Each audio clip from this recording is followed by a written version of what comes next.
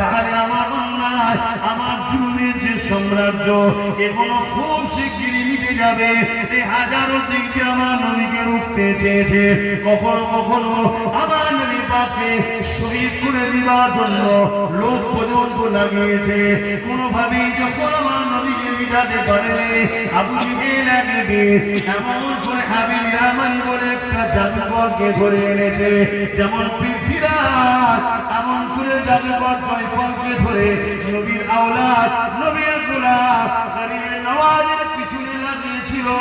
এরাও সেই আবু জেহেলের উত্তরসূরি। আবু জেহেল এমন করে হাবিব ইয়ামানি নামে একটা জাদুকরকে ধরে নিয়ে এসেছে ইয়ামান থেকে দাওয়াত দিয়ে, যাতে করে মুহাম্মদ রাসূলকে পরাজিত করা যায়। তৎকালীন সময়ে পৃথিবীর জমিনে হাবিব ইয়ামানি ছিল সব থেকে বড় জাদুকর। হাবিব ইয়ামানিকে ভালো অন্ন খাইয়েছে, আল্লাহ নবীর কাছে নিয়ে গেছে।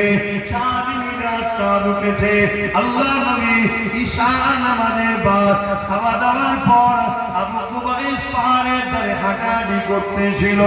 আবু জেহেল লোক বল নিয়ে গিয়ে আমার রাসূলুল্লাহর কাছে হাজির হয়ে গেছে। এই যুবকেরা মুহাম্মদ রাসূলটা কে শোনো, কে শোনো। আমার নবী কিচ্ছু যায় আসে না। জঙ্গলের হিংস্র শুধু বাঘের বাহির হবে, জীব জন্তুরা বাহির হবে। কথা বুঝে আসছে? আকাশে পানি মেঘলা